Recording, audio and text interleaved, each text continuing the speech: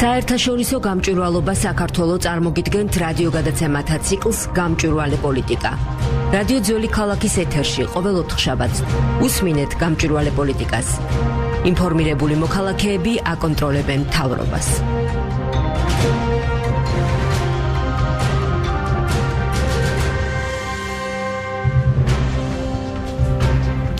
მოგესალმებით უფასო რადიო მსმენელებო, რადიო ძველი ქალაქის ეთერში გრძელდება ჩვენი ტრადიციული გადაცემათა ციკლი გამჭვირვალე პოლიტიკა, ინფორმირებული მოქალაქეები აკონტროლებენ მთავრობას. და ჩვენ ვაგრძელებთ სხვადასხვა პარტიების მაჟორიტარი დეპუტატების კანდიდატებისათვის ამ სივრცის დათმობას, რათა მათ ისაუბრონ საკუთარ პროგრამაზე, ხედვებზე, გეგმაზე და ასე შემდეგ, ხოლო შესაბამისად საზოგადოებამ მაქსიმალურად ინფორმირებული არჩევანი გააკეთოს არჩევნების დღეს. მინდა აღვნიშნო, რომ გადაცემის მიმდინარეობისას შესაძლებელია მოქალაქეთა ზარების მიღება პირდაპირ რადიო ეთერში. თქვენ შეგიძლიათ დაგვირეკოთ ნომერზე 24 10 79. თქვენთვის ნებისმიერი საინტერესო კითხვა დაუსვათ გადაცემის სტუმრებს, ხოლო ისინი შეეცდებიან ამ შეკითხვებზე პასუხის გაცემას. მინდა გითხრათ, რომ დღეს ჩვენ პარტია ირაკლი ალასანია თავისუფალი დემოკრატების ქუთაისის მაჟორიტარობის კანდიდატებთან ვისაუბრებთ. ესენი არიან ქუთაისის ნომერ 59 საარჩევნო ოლქის მაჟორიტარობის კანდიდატი ქალბატონი ლელა სებოა და 57 ოლქის მაჟორიტარობის კანდიდატი ბატონი გოგი ხაზარაძე. სამწუხაროდ ბატონი გია გუმბერიძე, რომელიც 52 ოლქში იბრძვის მაჟორიტარობის დეპუტატობისთვის, მოსახლეობასთან დაგეგმილი შეხვედრის გამო ვერ მოახერხა დღეს ჩვენთან შემოერთება, მაგრამ დარწმუნებული ვარ, რომ ის თანაგუნდელები მაქსიმალურად ამომწურავად ისაუბრებენ საერთო ხედვებსა და მიზნებზე. უპირველეს ყოვლისა ძალიან დიდი მადლობა გადაცემაში მოსვლისათვის, ასე დატვირთულ თქვენთვის დროს. თუმცა ვფიქრობ, რომ საკმაოდ ბევრი ადამიანი უსმენს რადიოს და მათთვის საინტერესო იქნება დღევანდელი ჩვენი საუბარი. მოდით ქალბატონი ლელა, თქვენით დავიწყოთ.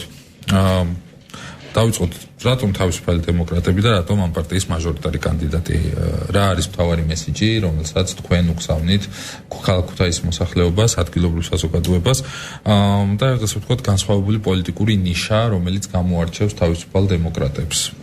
თუ შეიძლება. მივესალმები რადიო ძველი ქალაქის მსმენელებს, ჩემი საყვარელი რადიოა, მედია ქუთაისში აღნიშნავ, მივესალმები ჩემს ამომრჩევლებს 59 საარჩევნო ოლქს, ამ დასახლებას ამ ოლქს მიეკუთვნებიან ავტოქარხნის სულხან საბას დასახლება და ასევე ვაკის უბნის დასახლება. მე მინდა მადლობა უთხრა გამჭვირვალობა საქართველოს ამ პროექტისთვის, თქვენ მოწვევისთვის და რაც შეეხება ახლა თქვენს კითხვებს, რატომ თავისუფალი დემოკრატები და რატომ თქვათ ეს როგორ იყო, როგორ მოხდა, არაერთხელ გავეცი მედიაში ამ კითხვას პასუხი, თუმცა რა თქმა უნდა ეხლაც არ დაგზარდებით. ეს იყო რეკომენდაცია, რომელიც მეგობარმა ორგანიზაციამ მისცა თავისუფალ დემოკრატებს, შემდეგ მიმდინარეობდა მოლაპარაკება გარკვეული ხნის მანძილზე და დაახლოებით ივლისის შუა რიცხვებში, როცა უკვე თავისუფალმა დემოკრატებმა დედაქალაქში დანიშნეს პარტიის ყრილობაზე უკვე 16 ივლისს გაიმართა, იქ უკვე წარმატგინეს კანდიდატად. მე ვფიქრობ, რომ ეს იყო პირველი ნაბიჯი ჩემი უშუალოდ პოლიტიკაში მონაწილეობის.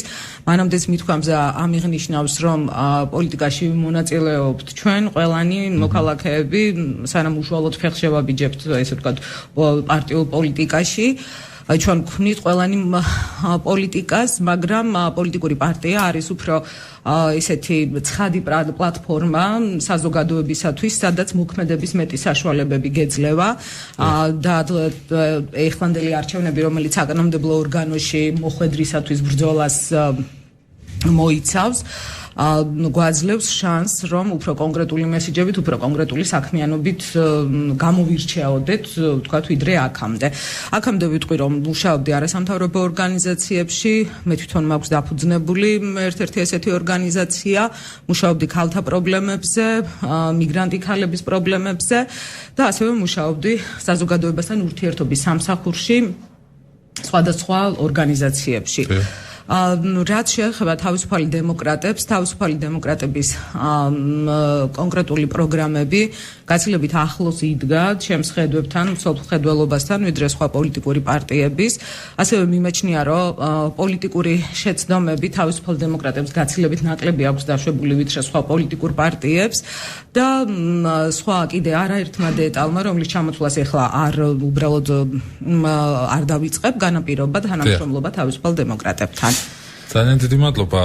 რო გავაგრძელოთ ეს თემა, ბატონო გოგი, მინდა გკითხოთ ზოგადად საზოგადოებაში გვესმის, რომ არის ერთგვარი ნიჰილიზმი, განსაკუთრებით ყველა აღნიშნავს იმას, რომ აი ამ არჩევნებთან დაკავშირებით. ხომ არ არის ეს გარკვეულწილად იმის ბრალი, რომ შევ შემთხვევაში მოქალაქეებს წარმოდგენაც კი არა აქვთ, ბევრი არაფერი იციან იმ პოლიტიკური პლატფორმის და იმ პოლიტიკური პროგრამის შესახებ, რომელიც ასე ვთქვათ, მთავარი მიმართულება უნდა იყოს პოლიტიკური პარტიისთვის ხელისუფლებაში მოსვლის შემთხვევაში. რას აკეთებს თავისუფალი დემოკრატები იმისათვის და კონკრეტულად ქუთაისის ორგანიზაცია, თქვენ როგორც მაჟორიტარი კანდიდატი, იმისათვის, რომ მაქსიმალურად მიიტანოთ მოსახლეობასთან თქვენი სათქმელი? მადლობა, გიპასუხებთ. პირველ რიგში მადლობა მოწვევისთვის, მივესალმები თქვენს რადიო მსმენელებს და მიულოცავ ყველას ახალი სასწავლო წლის დაწყებას, მშობლებს, ბავშვებს და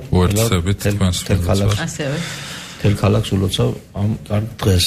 რაც შეეხება ჩვენი მართლმსაჯულებით, ადამიანები ძალიან უიმედო სიტუაციაში არიან, ეს დამოკიდებულია და განაპირობა უпроსტად იმ პროცესებმა და იმ პოლიტიკურმა პარტიებმა, მთავრობებმა, ხელისუფლებებმა, რომლებმაც იმოღვაწეს აგერ ჩვენს ბოლო 25 წლის განმავლობაში და ანუ მიზეზი აქვს ამას, ადამიანები მართლები არიან, ხალხი მართალია, რომ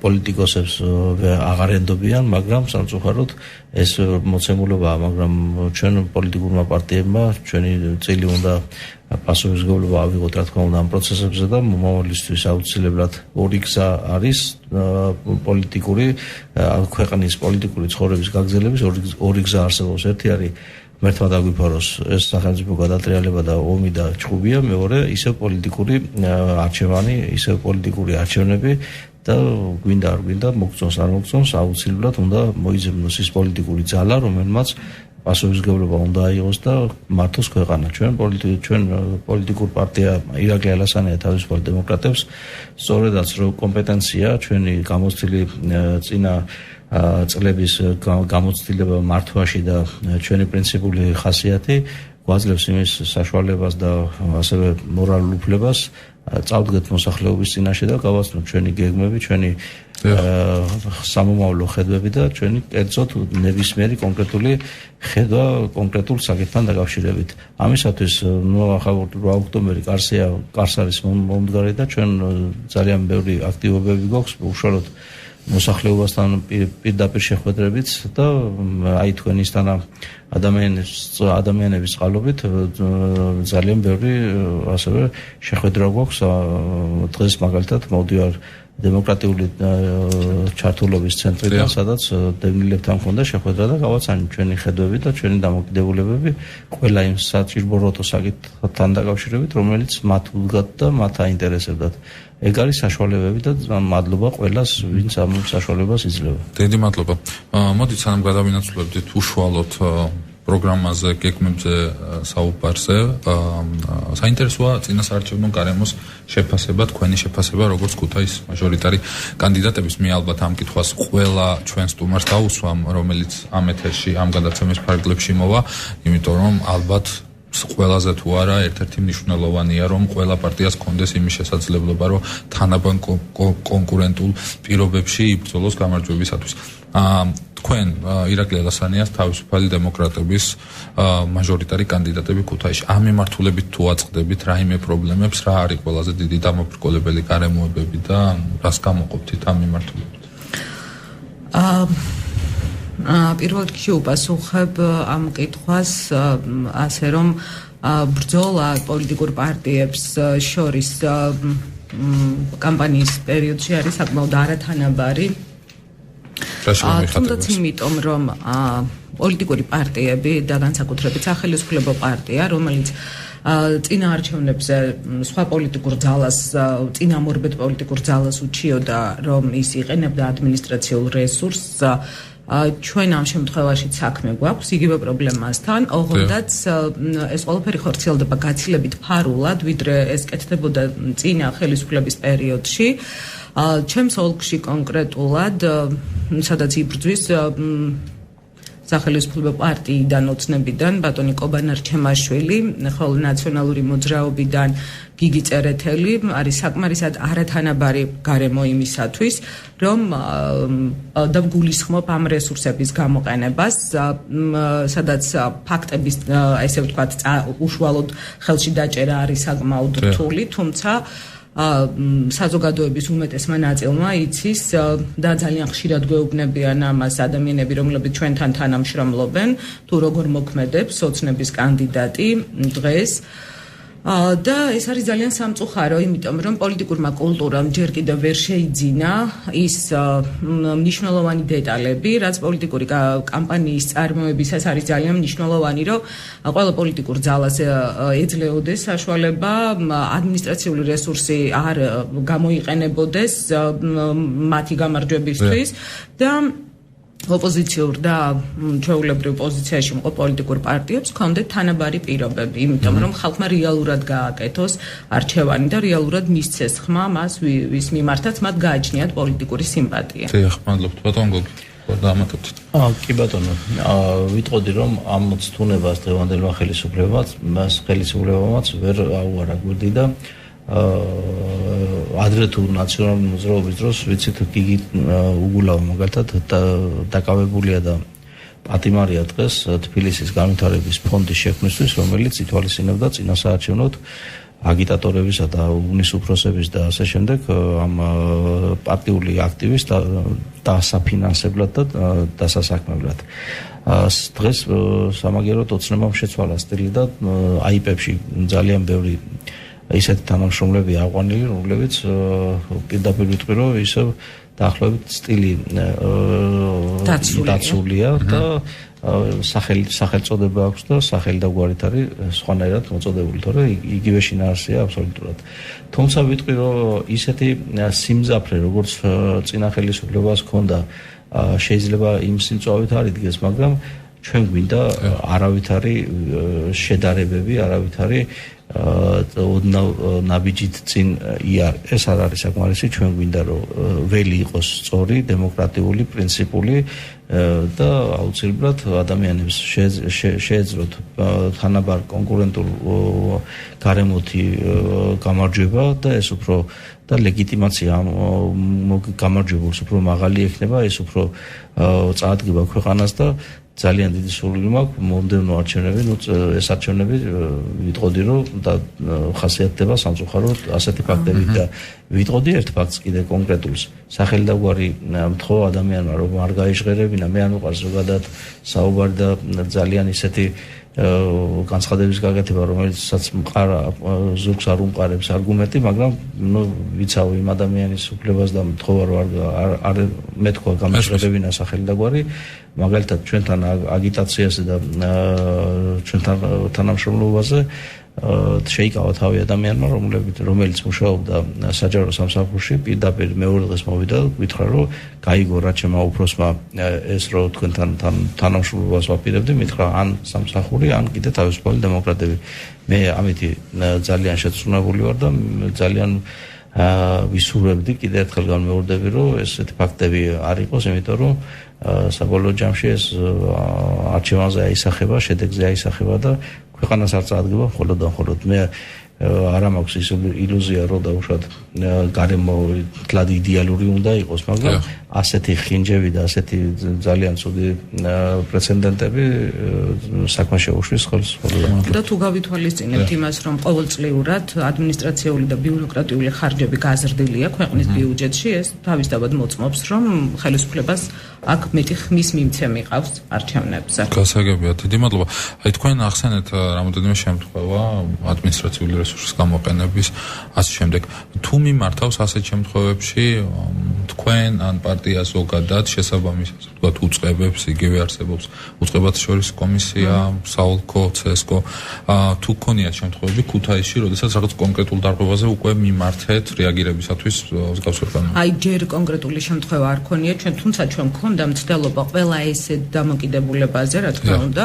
აი ჩემი ძალიან ახლო ნათესავი, რომელიც ჩემს საარჩევნო ოლქში ცხოვრობს და მუშაობს საბავშვო ბაღში, მას სწორედ ამ მიზეზით განაცხადა ჩემთან თანამშრომლობაზე, რა თქმა უნდა ძალიან დიდი ბოდიში და პატიებით, იმიტომ რომ ასეთ შემთხვევაში მას მოუწევდა სამსახურის დატოვება. და ეხლა მე ნამდვილად ვერ ჩავაყენებდი ამ ადამიანს ესეთი არჩევანის, იმიტომ რომ მისი შემოსავლის ძირითადი წყაროა. ეს არის ძალიან მინიმალური ხელფასი, თუმცა ეს ხელფასები წარმოადგენს დღეს ასე ვთქვათ საარჩევნო საარსებო საშუალებას. და როცა თუ ეს მოქალაქე არ იქნება თვითონ თანახმა, რომ ხმამაღლა განაცხადოს ამის შესახებ, მაშინ ჩვენ ვიქნებით უძლური, ხო, რომ კანონის შესაძლებლობები გამოვიყენოთ. ანუ პირდაპირ თუ ირიბათ, მაინც შიშის ფაქტორი მუშაობს ამ ადამიანებს. ანუ მე წეღანაც აღვნიშნე, თუ კი ამას ძალიან ღია დახორციელებდა ნაციონალური მოძრაობა, მე ვერ ვხედავ სხვაობას, უბრალოდ გაცილებით ფარულად ხდება, თუ არა თითქმის იგივე სისტემა მუშაობს ეხლანდელ არჩევნებზეც. მადლობთ. ერთი ფაქტი კიდე თუ შეიძლება ამის ნათელი დადასტურება, კარგია რომ რა თქმა უნდა პოლიტიკურ პარტიას დღევანდელ ხელისუფლებას ან ნებისმიერ თუნდაც ნებისმიერ ქალაქში თუ რაიონში ყავს თავის წარმომადგენელი და იმის პრეზენტაციას გააკეთებს პომპეზურად, თუნდაც ეს მისი უფლებაა, მაგრამ აი ზუსტად აქ შეიძლება მთავარი შინაარსი წავიკითხოთ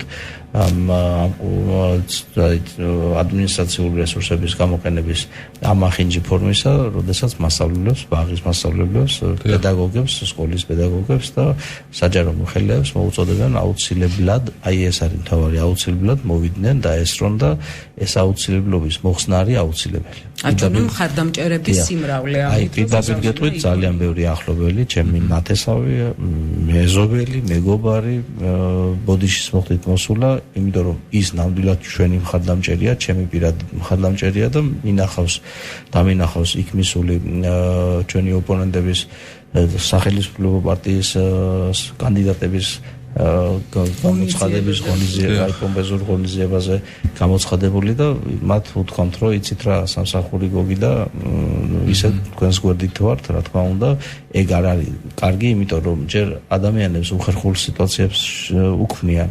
ეს ადამიანები სამწუხაროდ მე არ ვამბობ იმათ მორალურად არ ვაკრიტიკებ, რომ თუ რატომ მიდიან და დაუშვათ ვერ ეუბნებიან ვარს, იმიტომ რომ კიდევ ვამბობ ისინი სადღაც ეს მინდოდა აი ზუსტად ბორკილია ის, როდესაც წყარო ერთადერთი შემოსავალი შენი არის მასაო პედაგოგობიდან მიღებული ხელფასი და შემდეგ აი ეს შეაგდო სასწორზე იმისათვის, რომ ვიღაცის მხარდამჭერი ხარ. მე შეგნებით ვეკიდები რა თქმა უნდა ამას, მაგრამ მე ვამბობ იმას, რომ ხელისუფლებას უნდა იყოს ჩვენი დღეს გონება და ნება უნდა გამოხატოს იმისა, რომ ადამიანებთან ასეთ დამოკიდებულება არ ქონდეს. არ მიდის, ამით მიიღებ მართლა რეალურ მხარდამჭერს, არ გექნება ცდომილება დათვლაში და იმ მოსალოდნელ შედეგს მიიღებ, რაც შენ თვალწინ და თვალსაჩინოს ევლინება და არა ის რაღაც მოტყუებული და შემდეგ თუნდაც არაბუნებრი. მესმის, საინტერესოა რას ფიქრობთ თქვენ, ეს ადამიანები უბრალოდ ამ ადამიანებს გააჩნიათ იმის შეგრძნება, რომ მათ შეიძლება პრობლემები შეექმნათ სამსახურში, თუ კი ისინი არ მიდიან მსგავს ღონისძიებებზე, თუ ისინი რეალურად განიცდიან ზეწოლას და მათ ეუბნებიან, რომ თქვენ თუ არ მოხვალთ, მაშინ შეიძლება პრობლემები შეექმნათ. ობიექტურობა მოითხოვს იმის თქმას, რომ შეიძლება იმ დოზით და იმ კიდევ ამბობ, აი ყველაზე ცუდი რა არის, აი ამ ნეგატივში ერთმანეთს რო ადარებთ ძველ ხელისუფლებას და ახალ ხელისუფლებას. ჩვენ ერთმანეთს მაღალ სტანდარტში უნდა ვეჯიბრებოდეთ და მე დიდი სიამოვნებით უნდა მიწევდეს აქ საუბარი და ვის მინდოდა მესაუბრა და მინდა კიდეც განწყობა მაქვს რაღაც წინ სვლაზე უკეთეს ოპონენტს ვინატრებ მოკლედ ვიდრე ის რომ რაღაც მისი პრობლემების გასყიშება მომიწიოს ერთვენი დღეს. ეგ შეიძლება ადამიანებს ძველი სტერეოტიპიც აქვთ და სამსრობი რომელიც გულისხმობს რომ ხელისუფლება აუცილებლად შენი მამა და შენი დიდი ეს არის მამა მარჩენალი, მაგრამ ყოველ შემთხვევაში ხელისუფლებიდანაც არ უნდა მოდიოდეს ესეთი მოთხოვნა და თუ ხელისუფლება ამას გადაძლევს ადამიანებიც წნეხისგან როდესაც განთავისუფლებიან, ისინიც კიდევ უფრო თამამად გადადგამენ. ზორნავიც ჩვენც რა თქმა უნდა სამოქალაქო პასუხისმგებლობას მე ვერ ავაცილებ ერავის, მაგრამ პირდაპირ ვიტყვი, რომ ხელისუფლებამ ჯობია თავის საქმე გააკეთოს და მოქალაქეებიც კიდე სამოქალაქო თვითშენება აგვემაღლდება იმის დამიხედვით ხელისუფლება დაგვეხმარება თუ არა ამაში. მადლობთ. მოდით გადავინაცვლოთ მოქალაქეებთან შეხვედრაზე. საინტერესოა თქვენ ალბათ ყოველდღიურ რეჟიმში ხვდებით უკვე მოქალაქეებს, რას ასახელებენ ქუთაისლები ნომერ პირველ პრობლემად ქალბატონებთან თქვენს სამაჟორიტარულ ოლქში. რა არის ხალხის, ასე ვთქვათ, ნომერ პირველი საწუხარი, რომელიც პირველ რიგში ამას თქვენ გეუბნებიან და შემდეგ უკვე თუ შეგიძლიათ მოკლედ თქვენ რა შეხედავთ აი იმ პრობლემის გადაჭრის გზას. პირველი შეხვედრისას ყველაზე დიდი რაოდენობა, რომელიც ასახელებს უმთავრეს პრობლემად, ამას კვლევებიც აჩვენებს, თუმცა კვლევებიც არა, კვლევა პრინციპში როცა ადამიანთან მიდიხარ და აზრზე კითხები მას და ეს არის პირველი უმუშევრობა, რომელსაც აღიარებს განურჩევლად ასაკისა, განურჩევლად სქესისა ყველა და სამწუხაროდ დღესაც ეს დასახლებები, ეს სამი უბანი, რომელშიც მე ვიყრი კენჭს, წარმოადგენს ქალაქის გარეუბანს. დღესაც იქ დგას პრობლემები წყლის მიწოდების, დგას საკანალიზაციო სისტემების პრობლემები, დგას სარდაფი, წყლით სავსე სარდაფების პრობლემები და ასევე უნდა აღვნიშნო, რომ დასახლებების ძირითადი არქიტექტურული ტიპი არის კორპუსები, რომლებიც წარმოადგენს კომუნისტური პერიოდის შენობებს და აი მათი რეაბილიტაცია და მათი რემონტი არ არის ჩატარებული იმისათვის, რომ მათი ექსპლუატაციის ვადა კიდევ გაგრძელდეს. ეს არის თითქმის ძალიან ბევრი საცხოვრებელი წყობიდან გამოსული შენობები, რა თქმა უნდა მას არ ექცევა ყურადღება და ადამიანები ჩივიან, იმიტომ რომ მათ არ აქვს საკუთარი ფინანსური შესაძლებლობები, სახელმწიფო და ქალაქის თვითმმართველობა ძირითად შემთხვევაში ვერ იღებს მნიშვნელოვანი დახმარების გადაწყვეტილებებს და ანუ ძიმე ეკონომიკური ფონი დგას არა მარტო ჩემს ოლქში და ყველა ის პრობლემა, რაც ყველა მოქალაქეს გვიდგას ზოგადად ქვეყანაში და ქალაქში. ჩემი პასუხი რა არის ამ ყველაფერზე? ჩემი პასუხი არის ამ შემთხვევაში ის, რომ პოლიტიკური გუნდი, რომელთანაც თანამშრომლობ, მის ძირითად გზავნილს მესიჯს წარმოადგენს მოსახლეობისადმი უკეთესი ეკონომიკა. ძნელი ადამიანებს უთხრა, მოატყუა ისევე როგორც ხდება დღეს, რომ იცით როგორც კი ჩვენ ხელისუფლებაში მოვალთ დეკემბერში უკვე პენსია ამ რაოდენობით გაიზრდება. ეს არის სრული აბსურდი, მაშინ როცა უკვე დაგეგმილია ბიუჯეტი და იანვრიდან უნდა დაიგეგმოს ახალი ბიუჯეტი, გაიზარდოს რაიმე მონაცემები, გინდ სოციალურ სფეროში და გინდ სხვაგან არის წარმოუდგენელი. ერთადერთი და მნიშვნელოვანი არის ის, რომ მოხდეს ბიზნესისა და ეკონომიკის ხელშეწყობის ზრდა, რომელიც ამ ყველაფრის, ესე ვთქვათ, კურნალი გახდება. ანუ ერთია ჩვენ მივაწოდოთ და ფასადები, თუნდაც საკანალიზაციო სისტემები მოწესრიგდეს, მაგრამ ადამიანებს არ გაუჩნდეს საკუთარი ფინანსები. მივაჩნია ესეთი შედარება, რომ ადამიანი, რომელიც ავად არის, მივცეთ წამალი, რომელიც უბრალოდ მოუხსნეს ტკივილებს, მაგრამ არ მოურჩენს იმ სენს, რომელიც მას ჭირს. ამისათვის ძალიან მნიშვნელოვანი, რომელზეც ფიქრობს ჩვენი პარტია, რომელზეც საუბრობს და მიაჩნია, რომ ვთქვათ, გამარჯვების შემთხვევაში ის განახორციელებს ამას, ხელს შეუწყობს საშუალო ბიზნესის ფენის ჩამოყალიბებას, რომელიც ფიზიკურად ქმნის ქვეყნისათვის დოვლას და ეკონომიკის განვითარების, ეკონომიკის ზრდის ხელშეწყობას, რომელიც ჩვენ მოგცემს რაღაც შედეგს დროთა და დროის განმავლობაში და ეს პირველ რიგში აისახება მოქალაქეებს. დიდი მადლობა.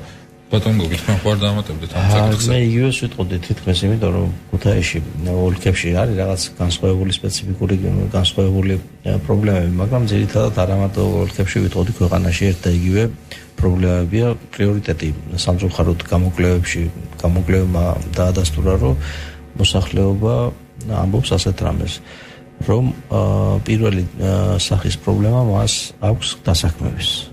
მეორე, მესამე, მეოთხე და თქვენ წარმოიდგინეთ ისეთი ღირებული საკითხი, რომელიც არის ტერიტორიული მთლიანობა, რაც პირდაპირ ჩვენი ტრაგედია და ჩვენი მოცემულობა, ეს არის რიგით მეხუთე თუ მეოთხე პრობლემა ადამიანისთვის.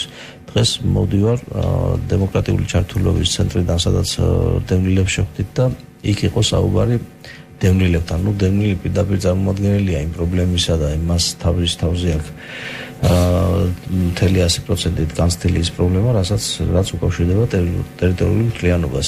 ისიც კი დღეს ძალიან გულწრფელი საუბარი ჰქონდა და ისიც კი დევნილებიც კი ასახელებენ პირველ ნომერ პრობლემას დასაქმებას და ჩვენი პარტია ასეთ მიდგომით ხასიათდება, რომ თუ კი არ იქნა ეკონომიკა და სიღატაკე ჩვენ არ დავძლიეთ ისეთ სხვა გამოწვევებს, იმხელა დიდ გამოწვევებს სახელმწიფო ვერანაირად ვერ გადაიტანს, იმიტომ რომ მაგრამ ეს ისე არ მინდა ახმული იყოს, თითქოს ჩვენ ფული ვიშოვოთ და შემდეგ მოუბრუნდეთ ისეთ ღირებულ საკითხს, როგორიც არის ჩვენი აფხაზეთი და სამაჩაბლო. არა, მაგრამ მე ვიტყვი, რომ როდესაც ქვეყანას სიღატაკის ზღვარს ვერ გადაცდა, ამ შემთხვევაში და ვერ გადაცდენილი და ამ შემთხვევაში ასეთ რთულ პრობლემას ვერ გადაწყვეტავს და ეს ამ პრობლემის გადაწყვეტა გადის ეკონომიკაზე. ჩვენი სლოგანია უკეთესი ეკონომიკა, უკეთესი ცხოვრება. ჩვენ გასანაწილებელი გვაქვს ძალიან ცოტა. ანუ ჩვენი ტრაგედია ის არის, რომ ჩვენი ბიუჯეტი არის პატარა. ანუ ცოტა გვაქვს ყულაბაში და მეორე დიდი პრობლემა ამას იქვე მოყვება, რომ ამ გამანაწილებელი და გამნაწილებელი ხალხი ყავს არაკომპეტენტური. აი ჩვენი გუნდი ზუსტად ჩვენ პასუხისმგებლები და მოსახლეობასთან ყოველთვის ჩვენი სიტყვა მინდა ჩვენი სლოგანი მივიტანოთ და რაშიც გასაღები არის ამ ამოცანის. ეს არის, რომ უკეთესი ეკონომიკა, უკეთესი ცხოვრება. ანუ თუ არ შეიქმნა დოვლად და გაიზარდა და შემდეგ პირდაპირ დავამატებ, რომ პირდაპირ კავშირშია აუცილებლად კვალიფიციურ გამნაწილებელთან და კადრებთან, კომპეტენტურთან და პროფესიონალებთან, ამ შემთხვევაში პრობლემები სამწუხაროდ ერთ წრეზე იტრიალებს და მე მჯერა, რომ ქართველი ადამიანები ჩვენი მოსახლეობა მიიღებს გადაწყვეტილებას. გითხრათ, რომ საკონსტიტუციო უმრავლესობით შევართ პარლამენტში, ეს ასე ვერ იქნება, მაგრამ ჩვენი წილი კარგი სუღე ნაჭერიო რომ იტყვიან, გვინდა წარმოდგენილი ვიყოთ პარლამენტში და ჩვენი თავის იმედი გვაქვს დანარჩენი მოსახლეობაზეა, მე იმედი მაქვს გვენდობა და ჩვენი გამოცდილებით, ჩვენი პროფესიონალიზმით გვინდა საქმე წავწიოთ წინ ხოლმე. თუ შეიძლება ზურა, რახან დღეს სწავლა დაიწყო, ამ თემასთან დაკავშირებით ვიტყვი, რომ განათლების სისტემაში არსებული უამრავი პრობლემები, რომელიც ყველამ ვიცით, მე დედა ვარ, 2 შვილი მყავს, დღეს ჩემი შვილები წავიდნენ სკოლაში. განათლების სისტემაში არსებული პრობლემებს ემატება 2015 წლის ანგარიში წავიკითხე რახან 2016 ჯერ რა თქმა უნდა დადებული არ არის 2015 წლის ანგარიში განათლების სამინისტრო დგას რიგით მესამე ადგილზე სამინისტროებს შორის რომლის ადმინისტრაციას გამოთხოვილი თანხიდან საკმაოდ დიდი პროცენტი არ აქვს გახარჯული და წლის მანძილზე ეს თანხა იყო სრულად უადგილოდ დადებული განათლების სამინისტროს ანგარიშზე და ეს თანხა ვერ იქნა გამოყენებული სხვა უფრო მნიშვნელოვან ესე ვთქვათ საქმეების განვითარებისთვის. მაშინ როცა განათლების სისტემა ფინანსდება საქართველოს ქვეყნის ბიუჯეტიდან ძალიან მცირე, მთლიან შიდა პროდუქტთან მიმართებაში სადღაც 2.9%-ით და ეს არის ყველაზე ნაკლები ახლო აღმოსავლეთის ქვეყნებში, ჩვენ მეზობელ ქვეყნებში, რომლებიც განათლებაზე ხარჯავენ თანხას. ეს ციფრები და მსგავსი სხვა დეტალები მიანიშნებენ იმაზე, რომ სახელმწიფოს მართავენ არაკომპეტენტური ადამიანები, რომელთაც უჭირთ ფულადი რესურსისა და სხვადასხვა რესურსების სწორად გადანაწილება, პრიორიტეტების სწორად ესე ვთქვათ გამოცხადება და საქმიანობა მერე ამის მიხედვით, რაც არის ძალიან სამწუხარო და რაც აისახება ჩვენი განათლების, თუნდაც განათლების სისტემაზე. ჩემთვის არის ძალიან მტკივნეული დღევანდელი სკოლაში მიმდინარე პროცესები, დღევანდელი სკოლა და მე ვწუხაროდ ჩემ შვილებს იქ წასვლა არ უხარია და ჩემი შვილები გამონაკლისები არ არიან. მე მინდა ნამდვილად ვარ მსურველი იყოს განათლების სისტემა ისეთი, როცა ბავშვებს არ შეეზარებათ სკოლაში წასვლა, სკოლა იქნება მათთვის ნამდვილად განათლების мотиваცია და არა პირი. მადლობთ. ხალხთან ლაიტფაინს და ბატონ გოგით საუბრობდით ეკონომიკის სტიმულირებაზე, კონკრეტულად განათლების სისტემაზე ისაუბრეთ. ჩემი შემდეგი კითხვა იქნებოდა გაქვთ თუ არა უკვე მზად, ასე ვთქვათ, მზად, ეხლა პროექტის დონეზე რა თქმა უნდა არ გულისხმობ, მაგრამ იდეის დონეზე კონკრეტული საკანონმდებლო ინიციატივები, რომელიც შესაძლებელია თქვენ პარლამენტში მოხვედრის შემთხვევაში შესაძლებელია თქვენ პირველ საქმედ გააჟღეროთ ეს ინიციატივები. შეგიძლიათ თუ არა ქუთაისის საზოგადოებას უთხრათ, აი რა იქნება პირველი, რასაც პარლამენტში არჩევისთანავე თქვენ გააკეთებთ, იმიტომ რომ გასაგებია კომპეტენტური კადრების ნაკლებობა, კიდე რა ინიციატივებს შეიძლება ბოლოს განხორციელება იმ გზებმა, რომელმაც უნდა მოახდინოს ეკონომიკის სტიმულირება. დიახ. მოგახსენებ. მე შემიძლია გითხრათ, რომ ჩვენი საკანონმდებლო საგადასახადო კოდექსი არ არის ისეთი ნეგატიური, რომელსაც არ ვიცი, ოპონენტი პარტიები წარმოსახვავენ, არის იქ რაღაცები შესაძლებელი, მაგრამ ისეთი, რომ ჩვენ სტანდარტით ნამდვილად არ ჩამოვარდებით ევროპას და განვითარებული დასავლეთს, უბრალოდ ელემენტარულად გეტყვით, დავუშვათ თუ კი მცირე მეწარმე დღეს 80,000 ლარის ბრუნვის შედეგად არის მინიჭებული სტატუსი, ჩვენ შეგვიძლია ეს ჩამოვიყვანოთ 30,000 ლარამდე. დაახლოებით ანუ ისეთი ცვლილებები უნდა განხორციელდეს, რომელიც არ უნდა დაარტყას ბიუჯეტს, არ უნდა შექმნას გაფეთიშებული კლასის სულთყვილა უბრალოდ, რომელიც ეკონომიკაში იმაზე მეტ სტატუსს მიიღებს, ვიდრე მისი წილიად და ძალიან ბუნებრივი ხასიათი უნდა მიიღოს ყველაფერმა, ყველა მოცემულობა, ყველა ცვლილება იქნება ეს თუ ახალი წინადადება, აბსოლუტურად უნდა შეესაბამებოდეს სტანდარტს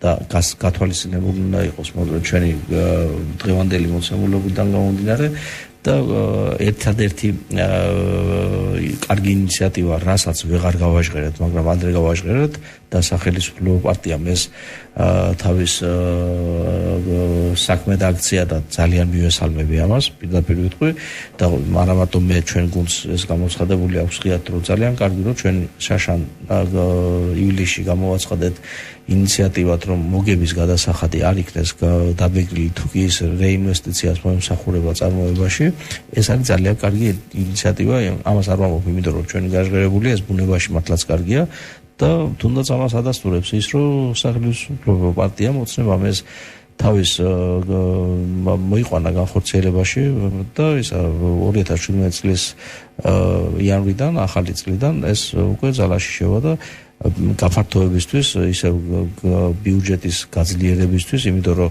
როდესაც მოგების თანხა არ იბეგრება და ეს თანხა ისევ ეკონომიკაში შედის, ის ეკონომიკა იზრდება ნიშნავს იმას, რომ უფრო გასანაწილებელი გვემატება და აქედან გამომდინარე ეს ეფექტური იქნება მხოლოდ და მხოლოდ ეს ჩვენი ინიციატივა და აი ასეთი სწორი და პრაგმატული ეფექტური ინიციატივებით, რაც პროცესია, პოლიტიკა არის პროცესი, დინამიური პროცესი. რაც უნდა იდეალური იქონდეს სიტუაცია, სულ იქნება ახალი გასაკეთებელი, სულ იქნება ახალი გამოწვევები და ამ ყველაფერს ადეკვატურად, პროფესიონალურად მიუდგებით და სწორი ოპონირების რეჟიმში აუცილებლად მივიღებთ გადაწყვეტილებას. სწორ ოპონირებას იმაში ვხედავ, რომ აი თუ კი ოპონენტის მიერ იქნება რამე ისეთი ცივილური და კარგი შემოდანილი და საჭირო, აუცილებლად მასაც მიუსხდებით და განვიხილავთ მხოლოდ და მხოლოდ ოპონირების სწორ რეჟიმში, რომელსაც ჩვენ დავამუშავებთ, ჩვენ სასკიდე რაღაცა შევმატებთ და ქვეყანას აღდგენთ. მადლობა. მოდით პოლიტიკური დეცენტრალიზაციის შესახებ მინდა გითხოთ, აი პარტიის შიგნით. რამოდენიმე დღის წინ ადგილობრივ პრესაში იწერებოდა იმის შესახებ, რომ ხშირ შემთხვევაში თითქმის ყველა პარტიის არ იყო ერთ-ერთი საუბარი, ყველა პარტიის მაჟორიტარი კანდიდატები ხშირ შემთხვევაში პროპორციული სიის რაღაც ასეულის ბოლოში არიან. მე მაინტერესებს აი ამ მიმართულებით გკითხოთ თქვენს პარტიაზე, რამდენად ასე ვთქვათ ხდება გათვალისწინება ადგილობრივი ორგანიზაციის და ადგილობრივი თუნდაც წარმომადგენლობის და რამდენად არიან ჩართული ადგილობრივი ორგანიზაციის ადამიანები, ისინი, ვისაც თვითმმართველ თემში პირდაპირ შეხება აქვთ ადამიანებთან, რამდენად არიან ისინი ჩართული, ასე ვთქვათ, პოლიტიკური გადაწყვეტილებების მიღების პროცესში პარტიის ქვეყნის დონეზე. დიახ.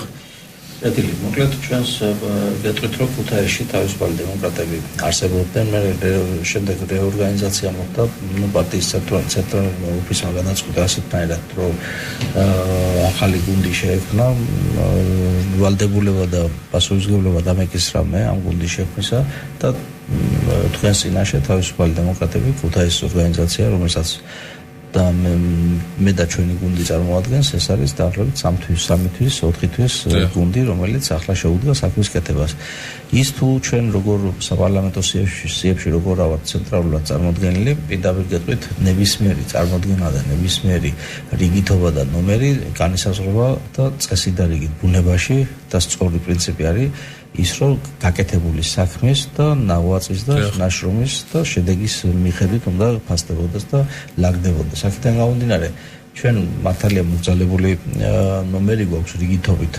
ცენტრალურ საპარლამენტო 200 კაციან სიაში, მაგრამ ეს ჩემი აზრით არაფერს არ ნიშნავს ჩვენთვის და ეს სულაც არ არის გულწყვეტის საშუალება და მიზეზი, იმიტომ რომ ჯერ ჩვენ შედეგი არ ვინახავს ჩვენი სახლის და თუ რა თქმა უნდა ყოველდღიურ შემოთავაზებამ ეს 8 ოქტომბრის არჩევნებზეც იქნება რაღაც ერთი ეტაპი გავლილი და შედეგი ნაჩვენები ჩვენს მიერ და რა თქმა უნდა არ ყავს ჩვენ ისეთი ცენტრი რომელიც ამ ჩვენს შრომას წყალში ჩაგვიყრის და ჩვენს კიდე არა ვართ ისეთი ამბიციურები რაც არ გერგება თავშივე მოვითხოთ ავანსად ეს არის ძალიან დინამიური პროცესი, გამოჩნდება ყველა საქმეში აჩვენებს ადამიანები, რაც უნდა ბევრი. არა, მე ზოგადად გითხეთ ამ შემთხვევაში რეგიონალური წარმომადგენლობა თუნდაც პროპორციულში პარლამენტში, რომ მეტი ხმა ისმოდეს, ასე ვთქვათ. ბატონი არის 55 სიაში და მე 56. ანუ ასეა. მადლობთ. ბოლოსკენ რო წავიყვანოთ, იმიტომ რომ ჩვენს დროში შეზღუდულები ვართ. თქვენს გეგმებზე საპარლამენტო არჩევნებამდე რას გვეტყვით, რა სტრატეგია აქვს არჩეული თავისუფალი დემოკრატების მაჟორიტარ კანდიდატებს ქუთაისში, იმისათვის რომ აი მაქსიმალურად ინფორმაციულები იყვნენ ისინი საზოგადოებასთან ურთიერთობაში, რა გეგმები გაქვთ, რას გეგმავთ და შემდეგ უკვე დავასრულოთ შემაჯამებელი სიტყვის სახით ორივე რაკას. კი. ჩვენ და პირადად მე ვთდილობ ყველა საკომუნიკაციო საშუალების გამოყენებას მოსახლეობასთან. დღესაც ჩემი ოჯახის ტელეფონიც კი გადაცემული მაქვს ვისთანაც ხელი მიმიწვდებოდა მათ შეუძლიათ ამიკავშირდნენ და მქონდეთ მათთან ჩემს ამომრჩევლებთან პირდაპირი კონტაქტი მე ვფიქრობ რომ ეს ძალიან მნიშვნელოვანია იმიტომ რომ ძირითად შემთხვევაში პოლიტიკური საქმიანობით დაკავებული ადამიანები სცემენ ან არიგებენ ტელეფონის ნომრებს რომელსაც თვითონ არ იყენებენ მე მიმაჩნია რომ არ წარმოადგენს დიდ სირთულეს თუნდაც მომეტებულ ზარებს გასცე პასუხი დღის მანძილზე რაც ხშირად ხდება და ასევე ამისთვის ვიყენებ გარდა პირდაპირ შეხვედრებისა სოციალურ ქსელს სადაც ჩვენ შეგვიძლია ვირტუალურად ვიყოთ მეგობრები და მოусმინოთ ერთმანეთს და ვკითხოთ დავუსვათ კითხვები რაც ასევე არის ძალიან კარგი საშუალება და ასევე ეს არის შეხვედრები რომელიც კიდევ უფრო ინტენსიური გახდება ყოველდღიურად და კიდევ უფრო აქტიური რაც შეეხება გეგმებს ჩვენ გვაქვს რა თქმა უნდა სტრატეგია კონკრეტული გეგმები და იმედი გვაქვს რომ ჩვენს სახელს და გვარს ძალიან დადებითად დაიმახსოვრებენ ჩვენი ამომრჩევლები და დავამახსოვრდებით და ვიმახსოვრებით და ვიქნებით მათთვის როგორც ერთ-ერთი თვალსაჩინო წარმომადგენლები რადგან ვცდილობთ არ ვთქვათ ტყუილი და არ მოვექცეთ ადამიანებს ისე როგორაც ვართ მიჩვეული ჩვენ ზოგადად პოლიტიკოსებისაგან და მოვახერხებთ საქმიანობას რომელიც იქნება ეფექტური ჩვენი ქალაქისათვის ჩვენი ამომრჩევლებისათვის და ჩვენი ქვეყნისათვის რაც მთავარია. მადლობთ. ბატონგოკი. დიდი მადლობა მოწვევისათვის. მადლობთ. ყველაზე კარგი საშუალება გადასცე ადამიანებს თუ რატომ მოდიხარ, რა გინდა და როგორ წარმოგიდგენია ეს არის აქტივობები და ამ აქტივობებიდან ყველაზე მეტად გამოყოფდი არსებობს სოციალური ქსელი, არსებობს სხვადასხვა პროექტები, მაგრამ ყველაზე კარგი და ყველაზე ეფექტური მაინც მინდა გამოვყო ეს არის ადამიანებთან უშუალოდ კომუნიკაცია და კონტაქტი. ეს შეხვედრების სახით იქნება ორგანიზებული თუ სპონტანური კარდაკარის პრინციპით, როდესაც მოსახლეს საფთან ხიზირში, ბირჟაზე, ეზოში დაელაპარაკები გაეცნობი გულწრფელად ეტყვის შენგულის ნადებს პროგრამაზე ესაუბრები ხვალინდელ დღეზე ეს ვალდებულებაც არის სხვათა შორის და სწორი არის ეს რომ აუცილებლად ადამიანებს ამ ფორმით ეკონტაქტო ჩვენ ამას ვაკეთებთ ჩვენ ამის